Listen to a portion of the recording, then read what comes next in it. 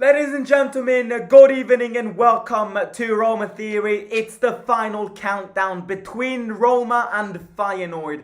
After 3 consecutive years of us against them against us lifting a trophy on them, us beating them, producing an incredible comeback, I pray that this is the last time that I need to put their badge in one of my thumbnails for a very long time. I hope that moving on, we won't be as lucky to find Feyenoord. Well, I mean lucky. I mean, we've built this bond where oh my god, yes, no, I've leaked it. There we go.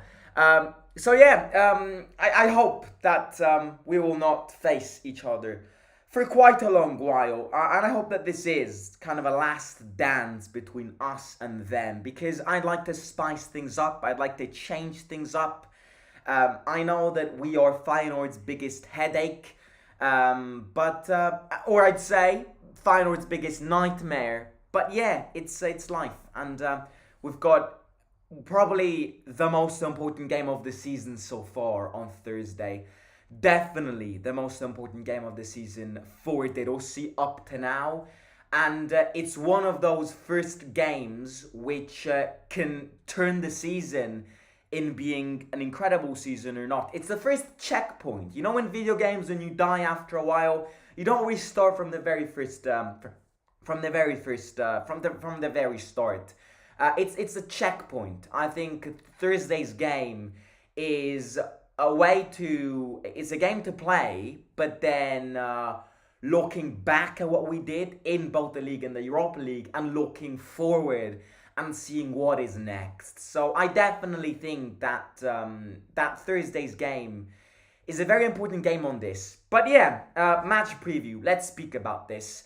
The first thing that I want to do is ask everybody, is there anybody here who doesn't believe in this game? Because if that's the case, then get off this stream right now. We need fans, players, managers who on Thursday will want to win along with the players. We need an entire community and fan base that is the first one to believe in Thursday's game.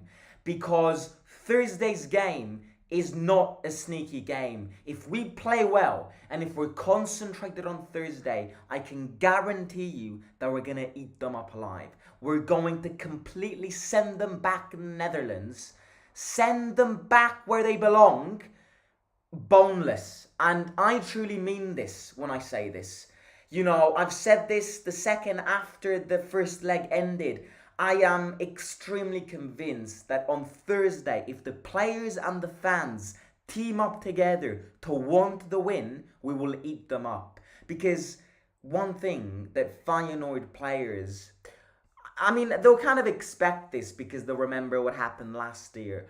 But on Thursday, there are going to be 70,000 fans who are not only going to boo every single Feyenoord player whenever they touch the ball, but every single time that we attack, or that we pass the ball, or that we win a corner kick, or that we win a throw-in, or that we shoot on target, those 70,000 fans, each and every one of those 70,000 fans is going to shout. You know, on Thursday, there's going to be such an atmosphere that these Feyenoord fans and these Feyenoord players, they're going to go home with a headache. They really are. That is what Thursday's game means. On Thursday, it's going to be hell for these players. It's going to be an atmosphere that they've never seen before. And that is the advantage of this game. They had their shout to try and produce a winning atmosphere last Thursday. Was it a winning atmosphere? I don't know. Did they win the game? No, they didn't. Now it's our turn. Now it's our turn to cook something.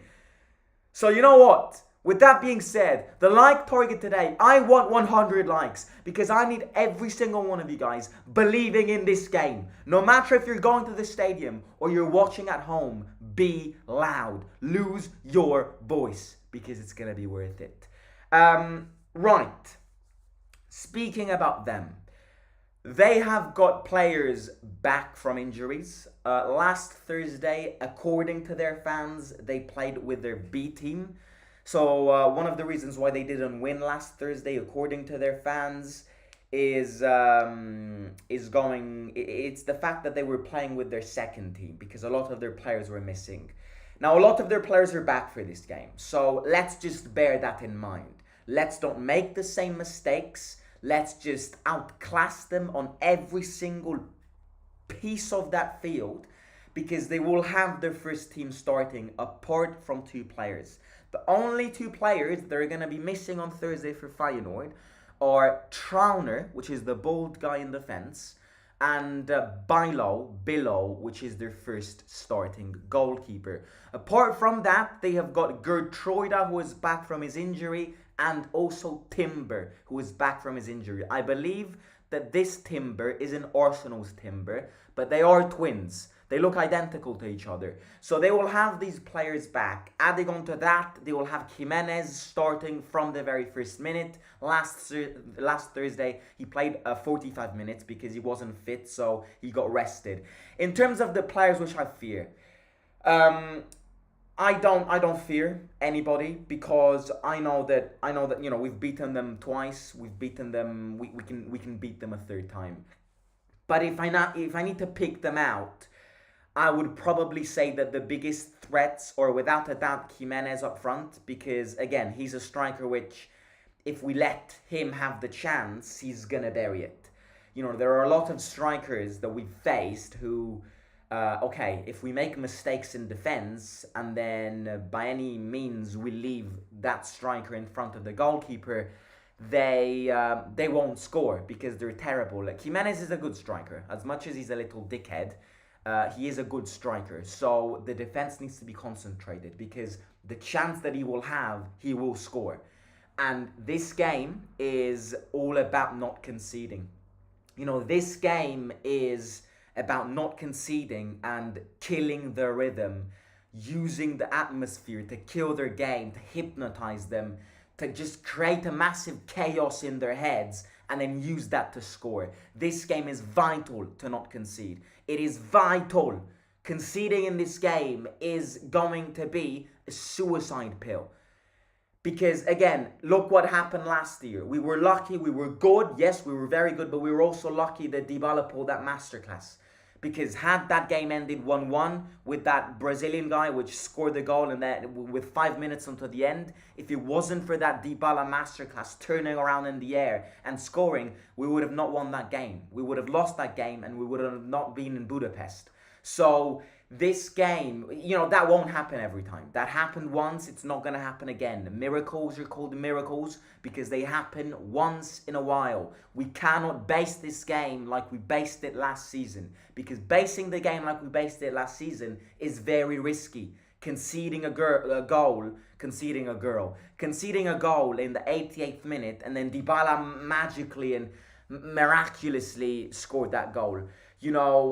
It's not gonna happen every time. So conceding is going to be painful in this game. Keep a clean sheet. Keep it tight. We don't need to score goals and goals and goals. I'd be very happy with a 1-0. We just need to score a goal and keep a clean sheet. That is the game plan on Thursday's game. And the players will utilize that game plan along with the chance and the atmosphere and the tornado which will be created by us fans singing, shouting, booing, and all of that.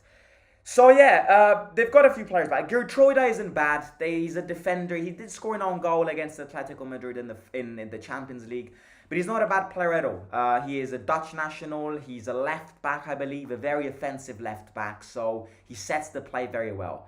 But speaking about us, we have got a complete team apart from Tammy up front, and I believe somebody else. Tammy and Bove are the only ones who won't be available for this game.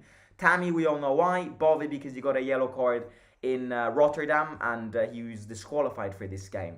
Apart from that, we've got a big selection of players which we can choose depending on the moments of the game. We've got Dybala, who's fully rested 90 minutes against Frosinone. Very well done there. He will be fresh. He will be utilized in this game, and he will be that He will be that bullseye that we need to try and kill Feyenoord and their defense and score a goal. So yeah, that leads me on to bring the predicted lineup, because otherwise I'll forget to bring it on. Svilar in goal. I think De Rossi has made it clear that he, right now, at time of speaking, is your starting goalkeeper. So I have no idea why Rui Patricio would suddenly restart a game when Svilar is living such a good moment. I rewatched that save that he pulled against Sule in the Frosinone game. What a class save that was. You know, he stretched, he opened up his hand, and he saved that. Not an easy save at all, and he saved that as well. So Svilar in goal, four-man defense, Korsdop, because Christensen is not on the UEFA list. And Celik, I don't like. I think Korsdop's better than Celik. I've been saying this. Both are average players, but if I had to pick one, I'd have to go with Korsdop. And if I am De Rossi, and who I think De Rossi will pick, it's Korsdop a lot, not Celik. On the other side, in this game, I think Spina. Now, let's not forget that Spinazzola did score a goal in the April game against them, that comeback game. He scored the initial goal in that game, a lucky goal. And if you will remember, against Salzburg last season, Spinazzola provided an incredible game, and I believe he provided 2 assists.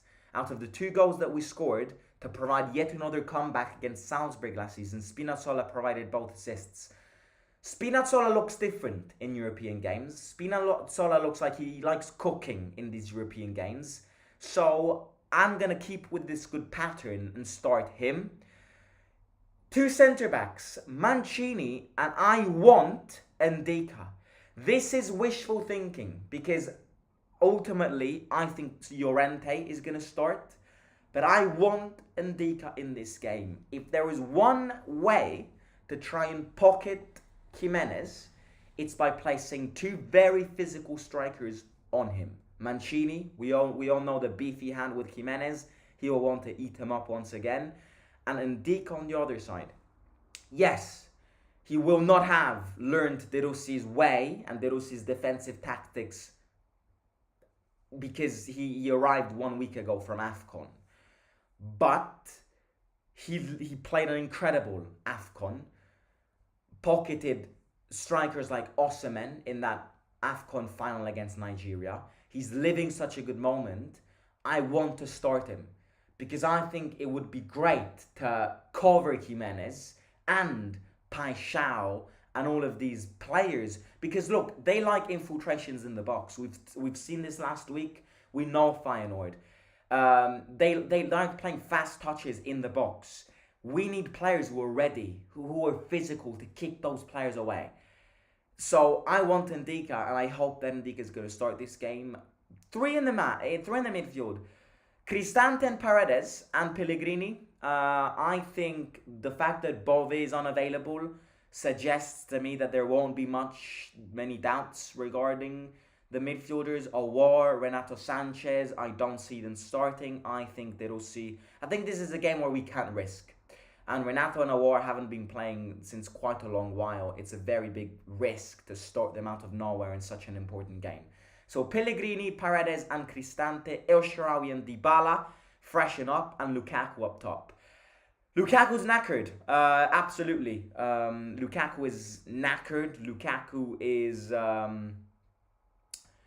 Lukaku's tired, and this fatigue is costing him these poor performances. I think it's normal. You know, I've said it last week. I'm not going to clash him, because I think Lukaku is one of the few reasons we are where we are with the amount of goals that he's scored. At the beginning of the season, he was our saviour, way more than Dybala. So I think it's natural for a striker like him to have bad moments and dark moments in a football career. I'm going to support him. I'm going to start him, because at home, with all the fans chanting, he scored last week. He can keep a good consistency and maybe score again. And we need goals. You know, Azmoun is the first striker. Yes, we can, but it's not his first position. He did score a goal against Frosinone, but I think this game, just like I said, it's about not risking. It's about trying to score goals. And And we kind of do need Lukaku, even though we need Lukaku's sense of positioning and we need Lukaku's strength and physique to put in front of Feyenoord's defence. That's, I think, what we need. And that's my predicted lineup. Coming off the bench, I think players like Awar, players like maybe Smalling if we need defensive security, and all of that. Now, again, you know, there is one thing that I want to avoid. There is one thing that we have to avoid, apart from the fact that we have to avoid losing this game. We need to avoid penalties. Now, when I say this word, when I mention the word penalties, I still get goosebumps. I still get nightmares, I should say, not even goosebumps, because we all know what happened the last time one of our European games went to penalties. We are not good at penalties. And that's the truth. We are not good at penalties. And adding on to that, every time these players will hear the word penalties, they are going to have a mental block and remind themselves of Budapest. And that is exactly how we lose this game. This exactly how losing this game would be terrible. You know, we've all moved on from Budapest. It's been a while. It's been almost 1 year now. Maybe not 1 year, but it's been quite a few months since that game. But these players, this team, these fans still have a nightmare when it comes to penalties. So we need to avoid penalties. That is the truth. Because penalties is like going to your nearest shop, buying a lottery ticket, and wishing for the best. You know, penalties is a lottery. Penalties is just too risky. And that's exactly why, if the penalties arrive, obviously, we can't be scared. We need to take them. Because remember this quote, whoever takes penalties is brave enough to take penalties. But I'm just scared that whenever we hear the word penalty, these players and us fans are gonna get a mental block, and they're gonna fall back down in the ghosts and in the tombs of Budapest. So avoid penalties. Really, like if we need to lose this game, I'd rather lose this game in the 90 minutes. I would, because losing a final on penalties and 6 months later losing a Europa League playoff on penalties really is bad luck. If we need to lose this game, which I'm convinced we won't, I'm convinced we beat them in 90 minutes. You know, I am convinced that we beat them in 90 minutes. But we never know. Football is unpredictable, and this game could go to penalties. There's a chance that this game goes to penalties. And if this game goes to penalties, well, if it goes to penalties, it goes to penalties. But I'm pretty sure everybody here wants to avoid penalties, and I don't blame you. Other than that, that's it. No fear. Fear is the last thing that I want to see in these players. I want to see 11 players who spit blood. I want to see 11 players who go back home on Thursday evening with blood coming out of their nose, with blood coming out of their shoulders. I want to see 11 warriors. And I always say this, because in these games, it's where we turn into 11 gladiators. We're called Roma for a reason. We belong to Rome for a reason. If there's one city that in history has taught us to fight, it's Rome. It's that wolf. It's the Colosseum. You know, you can come as a tourist in Rome, and wherever you look at, the word fighting comes in your mind. In the Stadio Olimpico on Thursday night, I want to see 11 warriors. I want to see 11 gladiators sticking to the Roman theme. Sticking to the Roma theme, I want to see 11 wolves. Because if 11 wolves step on that pitch on Thursday, Feyenoord have got no chance. 11 wolves against 11 sheeps. Who wins? The wolves. And they don't just win. They send the sheeps boneless. That's what they do. And that's what we need to do on Thursday.